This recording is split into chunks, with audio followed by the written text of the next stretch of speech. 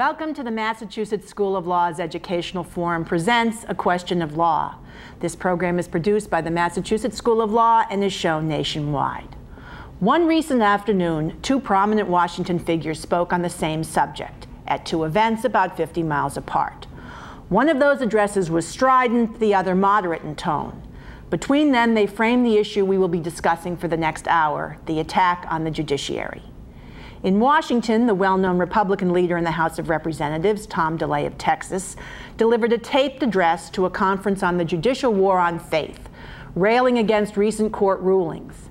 These, he said, are not examples of a mature society, but of a judiciary run amok. It was time, DeLay said, for Congress to end its cowardice and to do something about the runaway courts. There is another way, he added, and that is to reassert our constitutional authority over the courts.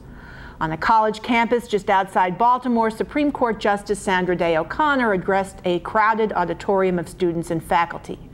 Referring to what she called harsh rhetoric about the courts, she commented, "I hope that we will see an end to this, but it won't happen right away, and it will take the work of thoughtful citizens who say, we don't want to have this from either extreme, so let's move on." Unfortunately, perhaps, the combatants in what amounts to a culture war over the courts are far from ready to move on.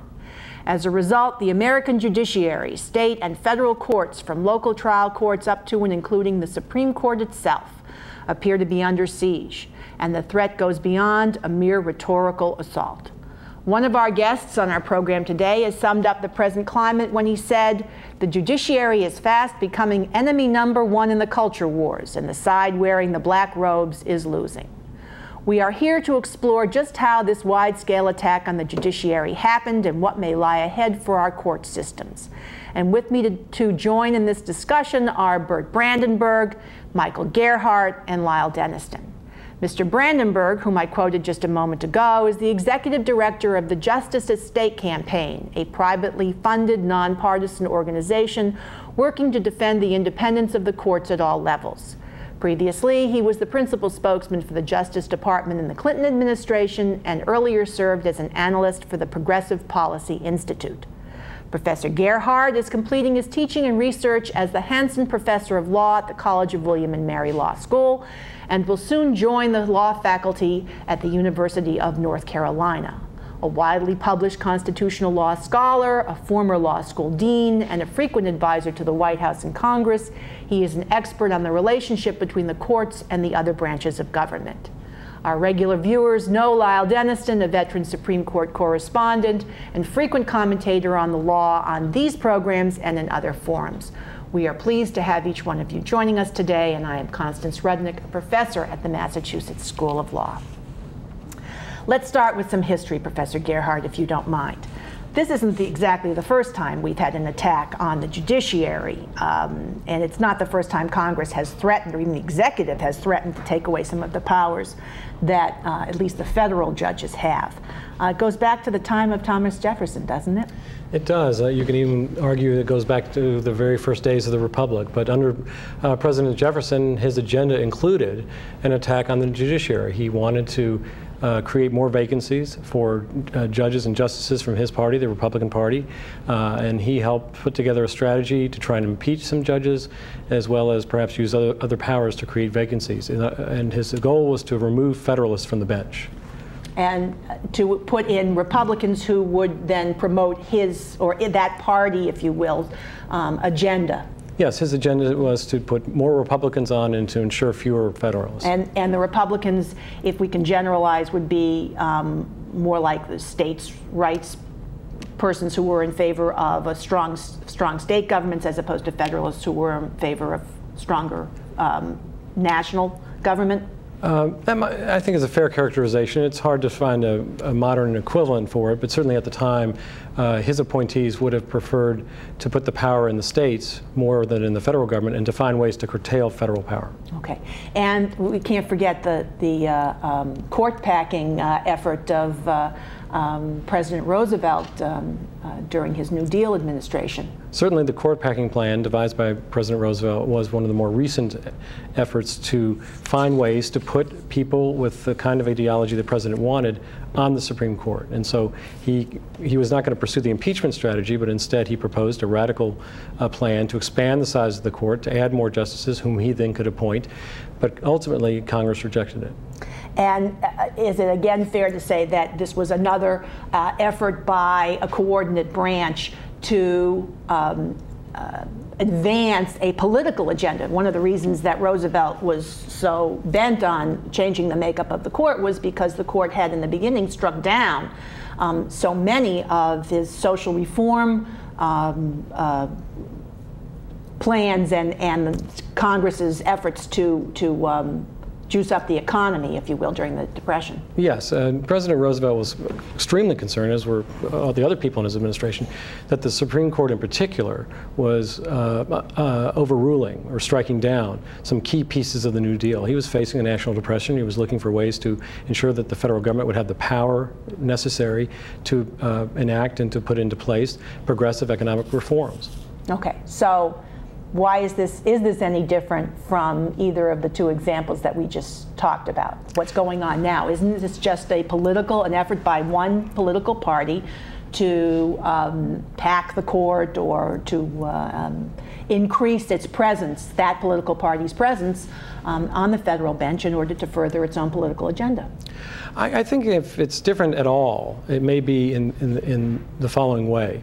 That right now we might see a more concerted strategy, sort of an effort to sort of use the whole field to sort of create either vacancies or to expand the judiciary to create more offices for judges. So you see efforts in Congress perhaps to use its power over federal jurisdiction to restrict the power of federal courts. You also see efforts by the president to appoint particular kinds of people to federal courts who would follow the philosophy that he prefers. And so you're not seeing the impeachment strategy, though, of course, I think there were some that were concerned that perhaps Congressman DeLay was proposing that as a possibility. I will say that there are some people, though, that have suggested impeachment as a possible way to remove activist judges, or judges they regard as activists. Okay. And Mr. Rainberg, did you have anything you wanted to add? Is that a good thing for the impeachment process to be used whenever maybe the group in power disagrees with a decision by a federal judge or a federal court? It's a pretty radical approach, and one of the hallmarks of our justice system and of our constitutional system over the last couple centuries has been that the courts are given the power to make the tough decisions.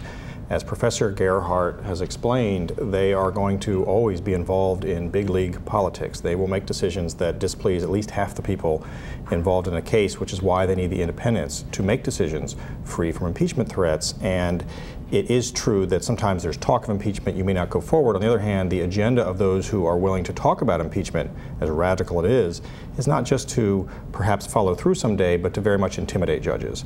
And when a member of Congress, particularly somebody in the leadership, says, drops the word impeachment into their conversation, their goal is to not just make a judge think they'll be impeached. Their goal is to make judges decide cases differently. And as you're talking, I'm thinking that the manner in which the federal judiciary was crafted by the framers was to remove it from the political branch. Once there's an appointment, Congress can't have any further control. For example, they can't change what are called the emoluments of office. They can't increase their pay or change the benefits or anything like that. So they have life tenure, so that they are not responsible to Congress. They are responsible to the people once there has been the constitutional appointment process.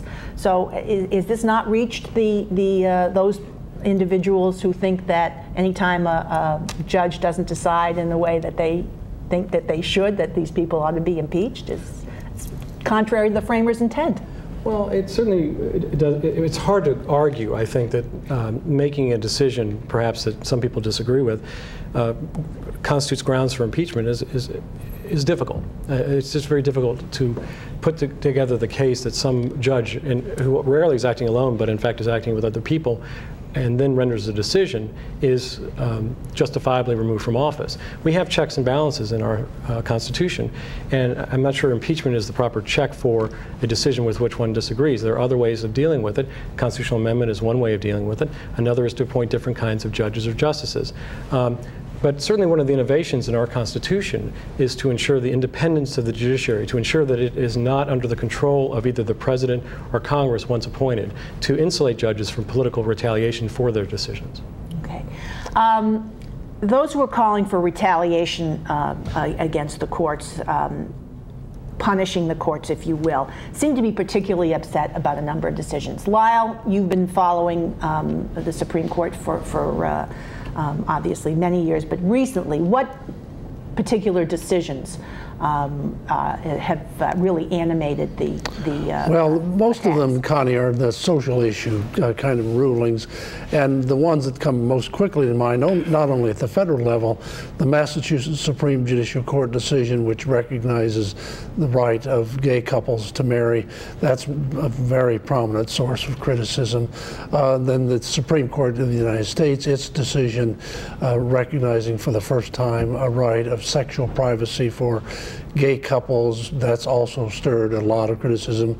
And then, of course, there was the Supreme Court decision striking down the juvenile death penalty, and that's been criticized not only for allegedly allowing some murderers to escape the ultimate penalty, but also because that decision was based in part upon the court's appreciation of what's happening to the death penalty involving minors in other countries. So those are among the two or three, four of maybe the most prominent ones that repeatedly get called to mind by critics, particularly in Congress. Okay. Was there one that perhaps had the most impact on this, the attack? Well, this is the one we've left for last because it's the one that really by itself has generated the most concentrated criticism, and that was the case in Florida involving Teresa Marie Schiavo, who was a brain-damaged woman who suffered her brain damage 5 years ago and has lingered in apparently a persistent vegetative state. Her case had gone on for all of this time in Florida courts. Her husband, who was her guardian, decided that she would have preferred, rather than being kept alive in that state, she would prefer to have her life ended by withdrawing the feeding tube. Early on, the governor of Florida and the state legislature tried to intervene, tried to take control of that case, and failed in the Florida courts, and ultimately the Supreme Court denied that. But the biggest controversy arose when, in March of this year, the president and the Congress got together in a rush after the feeding tube had actually been withdrawn, got in virtually a midnight act of Congress signed by the president, who rushed back from Texas. They wanted to take control of this case, take it out of the state courts, make the federal courts the ultimate decider. But they weren't only exercising Congress's usual authority to decide what jurisdiction the federal courts were having in a given area of the law, they also were dictating how this case essentially was going to be decided. And they told the courts in part of the statute, this is what you will do once the parents of Mrs. Schiavo have filed their lawsuit. And of course, over the period of a very rapid sequence of maybe 6 or 7 different attempts by representatives of the parents, the Supreme Court and other courts just wouldn't grant any relief. And it turns out, ultimately, I think it's something like 21 judges in the federal system looked at this case, and only 2 of them thought there ought to be at least a temporary hold on the withdrawal of the feeding tube. But none of them thought that the parents had a meritorious argument. And that, of course, created an enormous backlash in Congress, particularly with Tom DeLay talking very explicitly about punishing the judges for their behavior in this case. I think we need to, I don't want to spend an enormous amount of time on the Schiavo case, but what at least struck me as being fairly unique is that this was a bill, a law that was passed only for the Schivos and for one time only. So this was not a statute which deprived state courts or vested federal courts with jurisdiction to decide end-of-life issues. This was a bill that allowed the federal court to decide Schiavo's end-of-life issue. Isn't that a fairly we have unique? to remember that it fits into the political context where they wanted this case to be determined according to the political preference in favor of what's called a culture of life. So it was, although it was isolated, Connie, in the sense that it was one case involving one human being and one litigating possibility, but they wanted it to enlarge the larger agenda of advancing the culture of life. But isn't that unique for Congress to pass a law of constitutional proportions to affect only one person? Well, normally, because Congress does pass what's called private legislation. You can give an individual person, let's say, a Social Security benefit if they were supposedly wrongly denied. You can pass a private bill, but that is usually a bill that doesn't affect anybody other than the one person or individuals for whom it was passed. It doesn't set a precedent, it doesn't set a national policy, as this one would have attempted to do through this one case. Okay. Bert, you've talked and written about the Schiavo case and how it fits into sort of a larger issue, and that is depriving state courts of the ability to determine certain issues and vesting in turn the decision-making power in the federal courts. Can you tell us a little about how the Schiavo case fits into this sort of overall bigger picture? Politically, the Schiavo case and the Schiavo episode lit a powder keg that was waiting to go off. There were a series of hot-button cases that had come down over the last few years that had ignited the fury of people who've been really spoiling for a fight with the courts, and a lot of these, frankly, political operatives saw this as their big chance. So suddenly you had Congress, spending Easter weekend passing a bill for one person. You had the president flying back from the ranch to sign the bill, and what was interesting about that was that it turned out to be very much a moment of overreach. When the American people understood what had happened, they actually reacted quite negatively to the idea of hustling a case from one court to the other to try to get a predetermined outcome. And so we had the interesting spectacle of this enormous, furious attacks on the courts, and some of the quotes about judges needing to be punished for their conduct and they're going to pay and we should impeach them and the like. Suddenly turning around, and the attacks got so excessive that you had what I believe was a very important but somewhat overlooked moment in early April when the attacks were at their full fury and the media asked the president what he thought of all these attacks. And even though he had signed the bill, and a lot of people of goodwill, had great concern about the end-of-life issues, but when they asked him about what was going on with the judiciary itself and the attacks on the judiciary, he said a few simple words: I believe in the independence of the judiciary. Vice President said similar things in the recent weeks as well. The Attorney General has said similar things as well. And in Washington terms, this is an incredibly important moment because the signal was being sent out that even from the party that was where most of these attacks were generated, the leadership, the president and the vice president, the attorney general, were saying enough is enough. And I actually think the president deserves a fair amount of credit for putting a lid on the frenzy that was developing. And we can go into in more detail, but you had the specter of people, judges being threatened with being called before Congress to explain their decisions, and any number of sort of intimidation and impeachment threats. And the president stepped up, and to his credit, I think said enough is enough. Now, this is not, again, the first time where Congress has attempted, or that there have been discussions about removing subject matter jurisdiction from certain courts, although in the past it may have been the reverse, and that is removing certain areas of decision-making from the federal courts, investing it in the state courts, such as in the 70s with the busing and the abortion. Maybe this is just a more of the same situation, and it's again a political party attempting to advance its own political agenda by taking power from one entity and giving it to another where they think they're going to be more successful. Why is everybody so upset? You have flare-ups after individual cases, and these go throughout history, and so a busing case may come down in the 70s, or even Brown versus the Board of Education back in the 50s, and people say, let's fix this one case. I do believe that we're in an era where it's more systematic now, and there are a lot more examples of that going on. Okay, we need to take a break. We hope you'll join us when we return, and when we come back, we will pick up on more discussion on the attack on the judiciary.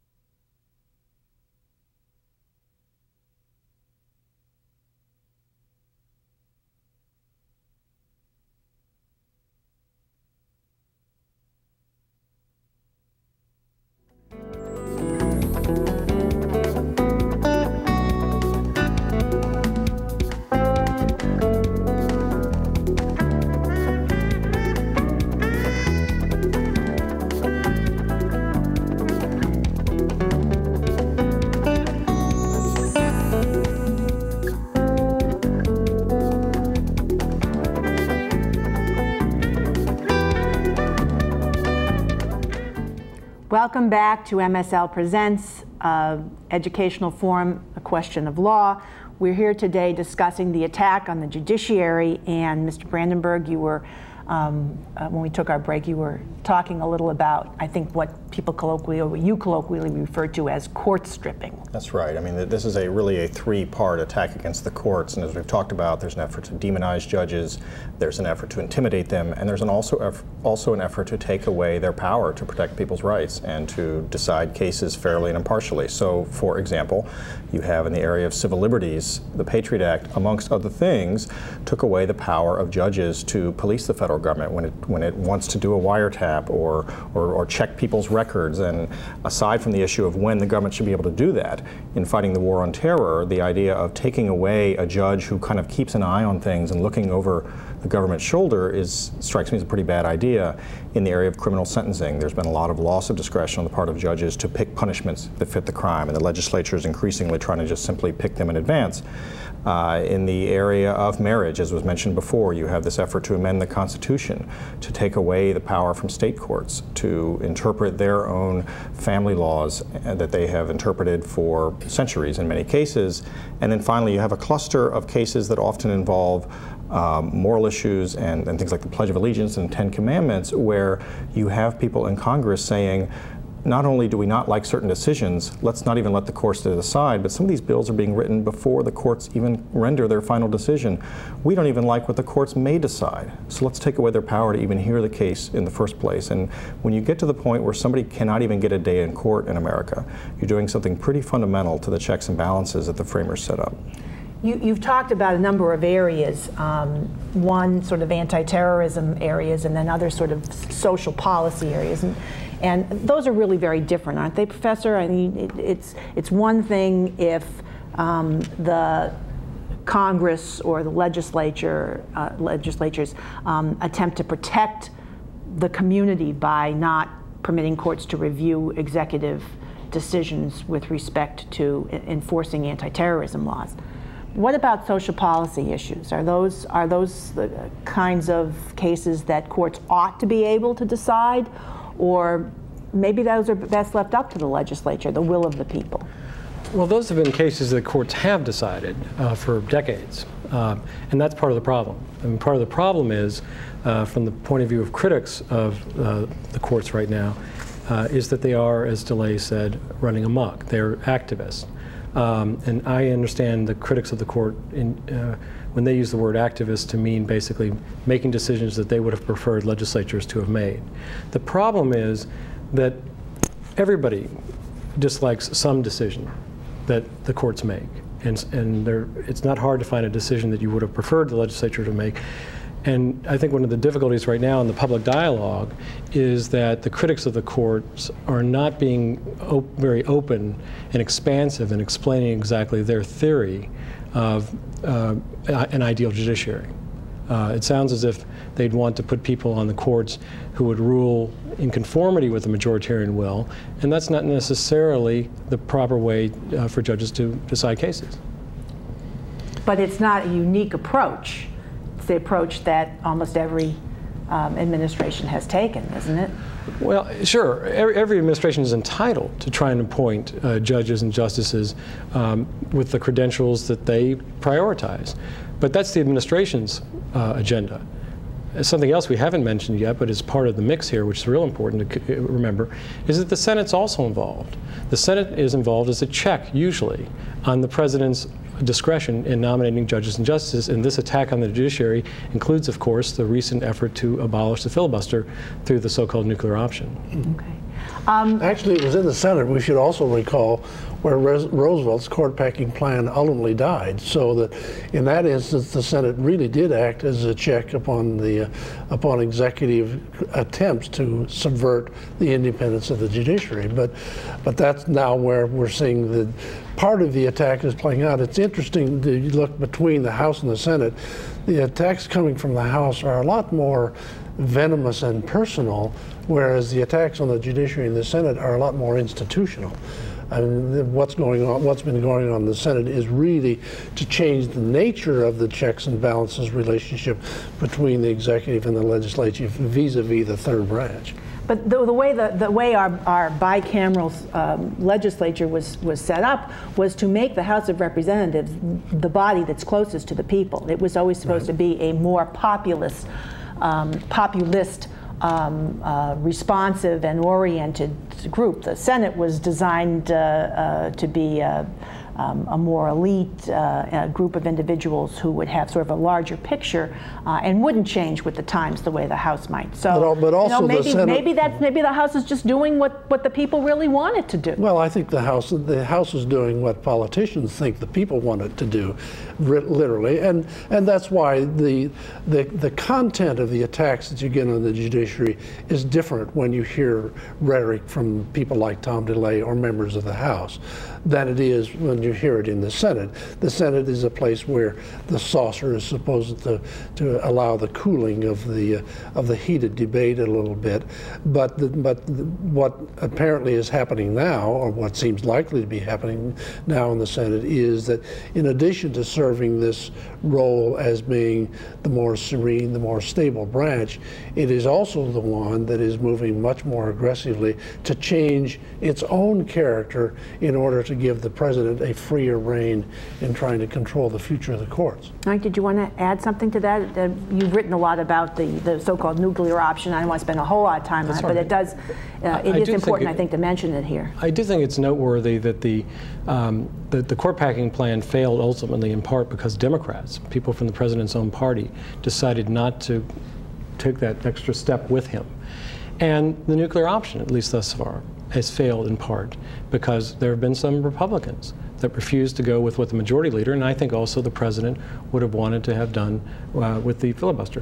One difference is that the Republicans have joined in the so-called compromise to protect the filibuster in maybe rare or extraordinary cases, are being vilified from the right. And I'm not sure that the Democrats who sided against the court packing plan were vilified by their own members or people on the left. One of the things that troubles me the most you had everybody who still believed that we should have a segregated society, and we didn't want black kids going to school with white kids, ready to impeach or more the Supreme Court. And now, 50 years later, it's like, really, somebody got upset about that? So you're talking about heat of the moment almost, and you would think that at some point, some of these smart, well-educated people would say, you know, maybe we just need to let this settle for a couple of years, because after all, if it hadn't been for the Supreme Court, we still might be living in a dual society. But the discontent with respect to the Rehnquist Court has been percolating for some time. It extends really at least as far back as the Berger and Warren courts, if not even farther back than that. But it's a sign of our times that we've moved from an era in which people call, or some people call, for the impeachment of Earl Warren, to one in which we now live when some people are calling for the impeachment of Justice Kennedy. Those are two radically different justices. Can you explain for our viewers? Sure. Earl Warren was, of course, closely associated or identified with Brown versus Board of Education, a decision that at the time that certainly was activist in the sense of overruling a long-standing tradition of segregation in American society. But that wasn't the only decision he had overseen. And the court that he oversaw overturned state decisions all over the place, in criminal procedure, civil rights, all over the place. And so he was criticized, of course, particularly by conservatives at the time, for being too liberal and too activist. The Rehnquist Court, on which Justice Kennedy is often a pivotal vote, has also been viewed as activist, partly because it reaffirmed Roe versus Wade, and partly because it overturned Bowers versus Hardwick. And those are on gay rights. Right. That's the privacy issue. And then Lau mentioned the juvenile death penalty case as well. And we also ought to emphasize, I believe, that church and state issues are extremely important to the critics of Justice Kennedy, that they believe he's been part of a group of justices that has leaned far too much against religion and not in favor of its exercise or freedom. Okay. I think the comparisons to the era after Brown versus the Board of Education in the 50s are very instructive here as well. And the reason is that so much of what happened then is so similar today, and yet there are important differences that I think do make this era more dangerous. And at the time, you had attempts, because people were upset about the underlying decision, doing away with desegregation in schools, to impeach certain justices and to write school jurisdiction cases out of the Constitution altogether, to do away with lifetime appointments. But essentially what you had politically was what I would call the playbook for attacks on the courts really being crystallized at that point. It's not as if attacks on the courts were new, but the way and the systemization of this has really moved forward since that point. So we're now in an era today where the attacks are often quite similar, but the degree to which they are systematized in the age of the internet, and there is what I would call now an outrage industry out there that actually wants courts to come down with decisions they don't like, because that means you can get a lot more people angry, it means you can raise more money, it means you can get your voters out there, it means you can elect your candidates. And it was very instructive to me that a lot of the people who were the most upset with judges during the Terry Schiavo episode, who called them murderers, were nonetheless sponsoring efforts to give more power to the courts to get involved in end-of-life issues. And what that would mean would be more judges making decisions that would get people angry, and more chance to harness this backlash for political purposes. Okay. While we're talking about this, the issues of the federal court, perhaps one of the problems, if you will, of the recent attacks is because it coincided with some violent attacks on judges. Mm-hmm. Does that have any effect? Will that have any effect on the public perception? The murder of Judge Lefkoe's husband and mother, mm-hmm. Are people going to say, well, it's one thing to have a dispute with them, it's another thing to try and bump them off or their families off just because you don't agree with what they're deciding? I'm hesitant to draw any connection between the political attacks, which are very severe, but at the same time don't typically cross the line into the types of things that happen when a judge is killed or a judge's family members are killed. And my understanding, for example, the 2 most recent episodes of violence is that they were not necessarily related to any of the political things that are going on. And for all the concern about the severity of these attacks on the political side, the attempts to intimidate the bench and take away their power, I don't think that, I think this is a good time to be a little careful and cautious, but I also don't think it would be fair to accuse the people who are amongst the most outspoken critics of the court of necessarily having crossed the line unless they actually do cross the line. Judge Lefkow herself, when she testified recently before the Senate Judiciary Committee, said point blank that she saw a relationship between the violence against the judiciary, the physical violence, and the harsh criticism. And she, like Justice O'Connor, said maybe you ought to tone it down a little bit. Though it's interesting, on the other side, Senator Cornyn of Texas came out and made this totally reprehensible comment, which was maybe some of this physical violence is coming on because people are so unhappy with the courts, and that was about as irresponsible as possible for a public figure to get. They're asking for all of this with their controversial rulings. It was his clear implication. Senator Cornyn did retract that almost immediately. Yeah, he made an effort to retract it, but he didn't. But he didn't come right out and say, "I didn't say that." He didn't. He was trying to modify the public reaction, but I think what's worth remembering about is whether or not he continues to believe that, is that it's possible in this heated period of exaggerated rhetoric for people to toss off a statement that exacerbates the problem, further threatens the independence of the judiciary, and further energizes the more extreme, off the edge kind of activist groups that are out there. Professor Gerhardt, aren't most of these federal judges who the Congress is excoriating, aren't they Republican appointments? I mean, so it's really, they're eating their own. Yes, they are mostly Republican appointments. In fact, 7 of the 9 Supreme Court justices are Republican appointees. But I think to understand, the focus of the critics of the court, one needs to understand that they believe the problematic justices, Kennedy, Souter, for instance, were appointments made because the president's consulted with Democrats, because the president's compromised with Democrats in the Senate. And I think one motivation behind the nuclear option was to get the Democrats out of the picture, so they wouldn't be able to put any pressure on a president who didn't want to have to consult with them or make an appointment that would have been a compromise. Even though that's what this country was built on, supposedly, was the coming together of opposing political parties or political philosophies to make it, maybe not in the area of court appointments, but was there ever a time when it was supposed to be one party and one party only, and that's who's running it? The Constitution, of course, was created before parties came into existence, but the Constitution doesn't call for any particular kinds of appointments. It leaves that in the hands of the president and of the Senate. And they've got to work out something between them. Sometimes there'll be a contest or conflict between them. Sometimes there'll be accord between them. But essentially, what you end up with is a separation of powers system in which the presidents and senators can either accommodate things, reach some accommodation, or sometimes must run into conflict and work out their differences. It sort of reminds me that recently, I think former Senator Dole made a comment about how the venom between the executive and the Congress, and within Congress between the Republicans and the Democrats, is something that's really new and is really obstructionist. It's really blocking Congress from actually accomplishing anything, and it was never like this when he was in the position of power in the Senate. So, what should we? I know this is sort of off the track, but should we attribute a lot of the attack on the judiciary and the fact that there is such hostility between the Republicans, particularly the reigning Republicans, the ranking Republicans, and the Democrats, and that they really are not attempting to work out anything conciliatory, but just continue to attack, and whoever's left standing at the end wins? There may be many causes, and I'm not sure we fully understand them. But one theory is that one possible cause is the way primaries work.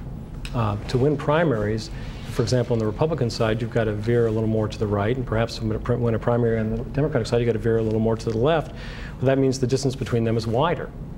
And there's not much of incentive in terms of the electoral process for senators to reach accommodations amongst themselves. Okay, we've got to take another break, but we will come back and we'll finish discussing and discuss some more on the attacks on the judiciary with our guests. We hope you'll join us when we return.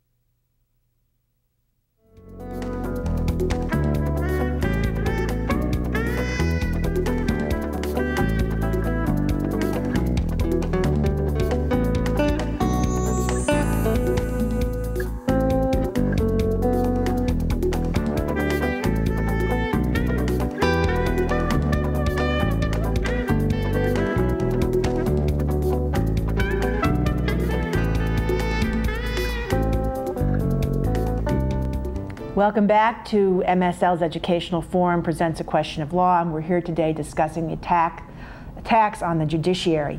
Lyle, you've been following the Supreme Court for more than 40 years.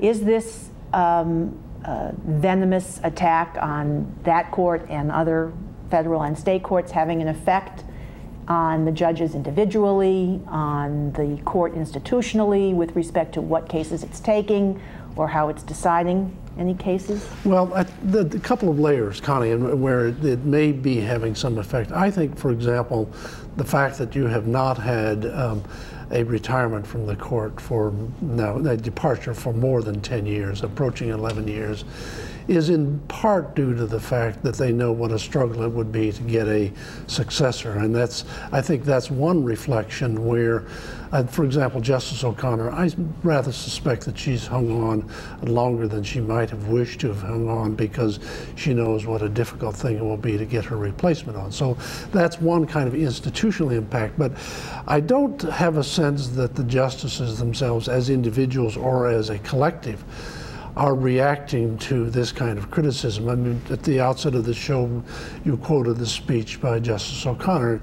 I think there's an attitude, a somewhat serene attitude over there, that this really isn't going to have an immediate effect on us.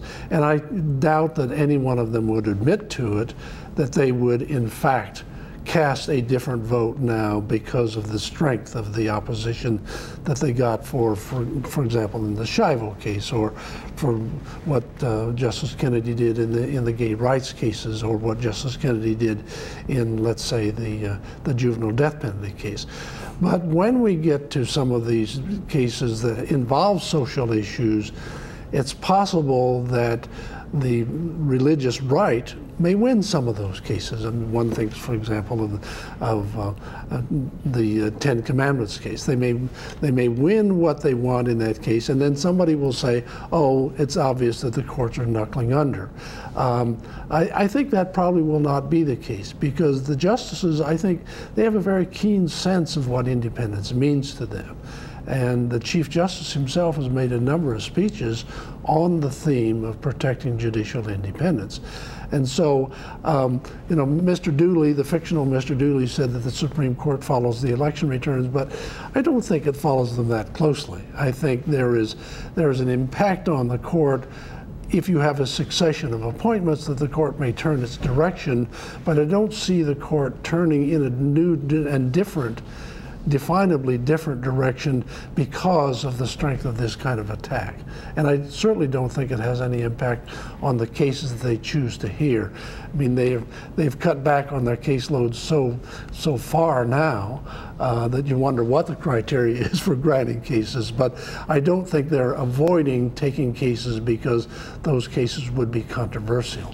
What about the New Hampshire, the decision to take the New Hampshire minors' abortion consent case?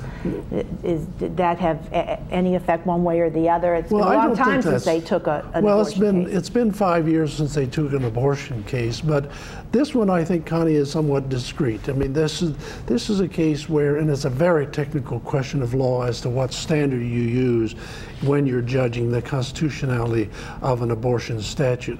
And for the first time, a lower court has defined a conflict between the standards, and I think the Supreme Court felt that it had to get in to straighten that out. But by no means thought that they, at the time they took it, that they took it in order to maybe turn the corner against abortion rights, because so far as I can tell, the sixth justice majority that has supported the retention of Roe versus Wade and struck down the first partial birth abortion law is still intact, and I don't think that's likely to change. Okay. Mike, did you want to add something? I'm not sure what to make of the abortion case. I do think that, of course, the court always has the opportunity or option not to take the case. And it's possible that they may want to use the case not only to clarify the law, but maybe to set a new standard. Okay. I think you mentioned before a number of the ideas, the trial balloons that have been floated in Congress and in Washington to restrict federal courts and state courts, some areas, decision-making power. Can you tell us about some of those other than impeachment that have been raised, and how you as a constitutional scholar view them and what effect they will have on the overall constitutional scheme of things? Well, one of the most common in the last few years has been to use to use Congress's special power over federal jurisdiction. The Constitution grants Congress the power to regulate the jurisdiction of the federal courts. And in fact, in the 2004 campaign, the Republican platform cited to these efforts and basically said that it supported using that power over the federal courts to remove some of these social policy issues out of the federal courts and leave them in state courts. There have been a number of statutory proposals, for example, to remove issues relating to gay marriage out of the federal courts and leave it in state courts. Also, the Constitutional Restoration Act of 2004, now named 2005, to take either not only issues out of the courts, but to define as an impeachable offense reliance on federal law. and then presumably to use a violation of that statutory provision as a basis for impeaching a judge or justices. These are just some of the examples to try and restrict what federal courts hear and maybe even how they decide cases. And there are a couple other tools in the box that some members of Congress have advocated using. So, for example, you get, particularly in the wake of the Shivo case, some members talking about the fact that they control the court's budget. And maybe it's time to take a pretty close look at that. And maybe based on what they're hearing, they may not get the money they want this year. Similarly, individual courts, or are they going to, they're going to attack the 11th Circuit gets it because they didn't go along, or I mean, how are they? Have they figured out whose court budget they're going to? It's typically phrased in a general way, but there has even been occasions where members have said, we control the jurisdiction and how many judgeships there are, and if we want to, we could eliminate particular judgeships. We have that power.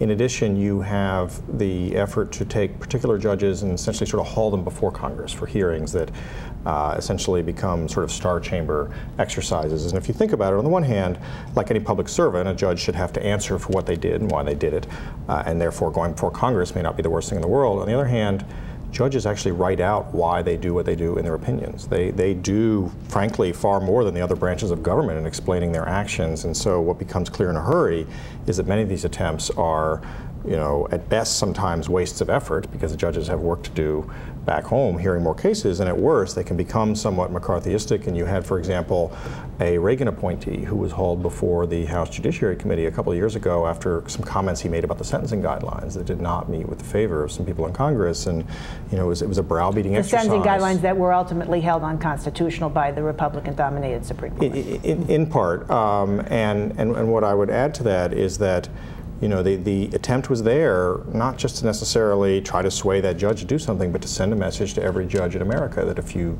do things we don't like, if you say things we don't like, you may have to come up here before the spotlights. Bert, is some of the same sort of attack occurring at the state levels, among state legislatures and state courts? We see a little bit of it, and certainly here in Massachusetts, the court came under attack after the marriage decision, and there were attempts to impeach the justices. Probably the more profound threat right now, and so you will see episodes like that, and we track impeachment threats in the states, and we're seeing a spike right now. They tend to go up and down, and we're in a spike right now on the state level. But even more profound than that, we are seeing an enormous increase in the amount of money coming into judicial elections. Not a lot of people know that something like 87% of all state judges have to stand for election in the United States. 38 state Supreme Courts are elected, and these have traditionally been fairly sleepy affairs, and over the last decade they have come into the crosshairs of very wealthy interest groups who essentially want to buy up the courts to do their bidding. So you have, in 2004, something like $46 million spent in state Supreme Court races by groups who want their judges, quote unquote, on the bench. And you have in Illinois, in a single campaign, $9 million being spent, $9.3 million more by way of comparison than 19 U.S. Senate races last year was spent on the single Supreme Court justice race. I didn't realize that there were still so many state judiciaries that were elected. How can a judiciary maintain independence when the judges have to stand for re-election every regular 2, 4, whatever it is, years, and are therefore subject to the direct will of the people? Well, traditionally, there's been kind of an invisible consensus that certain things are out of bounds when you run these races, that you're not going to make promises in advance. And most judges still, I think, would say that's the rules we want and that those are the rules that we need. What is changing, however, is that with this explosion of money, you have more judges who are saying to us, absolutely, we're being forced to look over our shoulders because if there's a decision we make now, it may affect what happens next time in terms of the money that comes in. We've done polling of state judges where 25% of state judges say that they already believe that that campaign contributions affect the outcome of decisions. And when you have judges saying that, now 75% of the American public already believes that. There's a fair amount of cynicism that's been around for a while, but when 1 in 4 state judges already believes that campaign cash translates into decisions on the bench, then we do have a state problem that is not quite the same as the federal attacks, but it is parallel and it goes to the same problem, which is the independence of the courts and the ability of all of us to count on the courts to do their job to make decisions free of political pressure, free of special interest pressure. Mike, as you were talking a minute ago about the relative shifting in power and the removal of power from state courts and investing in the federal courts, isn't that inconsistent with the overall political philosophy historically, recently, of the Republican Party, and that is to vest more power in the state courts? and to take power away from the central federal government, and I thought they were trying to switch it back, because now you've got Massachusetts and you've got Florida, where they're actually protecting people's rights and granting more rights that are inconsistent with the Republican philosophy. Well, there may be two things going on. First are the series of statutory proposals to restrict federal jurisdiction. Generally, those seem to work in favor of shifting caseload or certain categories of cases from the federal courts to the state courts. So that might be consistent with a so-called federalist vision. But I think the other thing to keep in mind is I'm not sure that it's fair to characterize the Republican Party as having a uniform or monolithic viewpoint with respect to judging. That may be what we're really seeing right now, is a fracturing or division arising within the Republican Party over the proper way to judge. Some might argue that judges need to be working harder to confine federal power or maybe protect state sovereignty. Others may be taking the position that we need to protect certain rights, like property rights and Second Amendment rights, more. And then there may be a final category of people that argue that what we ought to be doing is deferring more to democratic legislatures, whether it's at the federal level or state level. Those three viewpoints don't necessarily lead you in the same direction. And I think what we're seeing again may be that the Republican Party really doesn't ultimately have a monolithic viewpoint with respect to judging. So it's not really one size fits all the Republicans. There are factions within the Republican Party. Some are favoring more power in the state government, some are favoring more power in the federal government. And some may be favoring more power in federal courts to restrict federal power, or to rule more often in favor of certain rights that some people believe have been under-enforced. Well, you also saw that fracturing in the Senate, in the filibuster compromise, the fracturing in the Republican ranks, because the Republicans broke away from their leadership and said, we're just not going to go for this nuclear option, and it's pretty clear that the Republican leadership over there now has to at least temporarily think about accommodating a different wing of the party's sentiment on the judicial nomination process. Where do the people, the American people, stand in all of this? Is this, Bush has said that, well, I got a mandate in the last election and therefore the people must want me to foster this political, advance this political culture of life and the more conservative decisions. Was there really a mandate in terms of Bush's reelection? And if there was a mandate, should it be going towards affecting change in the judiciary? Is that just not something that the president has the right to do? I think the good news coming out of a lot of these battles, and in some ways out of the Schiavo case, was that the American people, who do not necessarily focus on the courts as a political issue very often, took a moment to do so, and they reaffirmed the values they've always held about a stable government, about checks and balances, about the idea that they may not agree with every decision, and there are plenty of decisions out there that all of us would disagree with, but they don't want the courts torn down because of disagreements. They want their leaders to work these problems out without tearing down the Constitution's institutions. And 2005 in many ways is shaping up to be a bit of a Gettysburg year for the courts. We've got the Schiavo case and the fight over that, the filibuster issue. There's probably going to be a Supreme Court nomination battle, in which many ways will be sort of round 3 of these fights. And I do believe that the place to keep your eye on right now are the divisions within the Republican Party, because they are becoming significant, and in part because of these battles, we do have a splitting, and it's really no longer about Republican versus Democrat or even liberal versus conservative. It is turning into a battle between mainstream and radicals. And the good news is that the public, being the mainstream, is with the mainstream, and the other good news is that the mainstream in both parties is getting that, and they're standing up and they're making the right statements. And you have people like the former Solicitor General for President Bush and others within the Republican establishment understanding that their voices are probably the most critical in terms of what we need to hear from right now, and they are speaking up. So the battle's going to be waged for quite a while to come yet, but there's some good news in terms of how it's shaking out right now. And hopefully these voices will be protecting the independence of the state and federal judiciary. Gentlemen, thank you so much for joining us. We are out of time. And thank you for joining us, and we hope that you'll be with us again when the Educational Forum presents A Question of Law.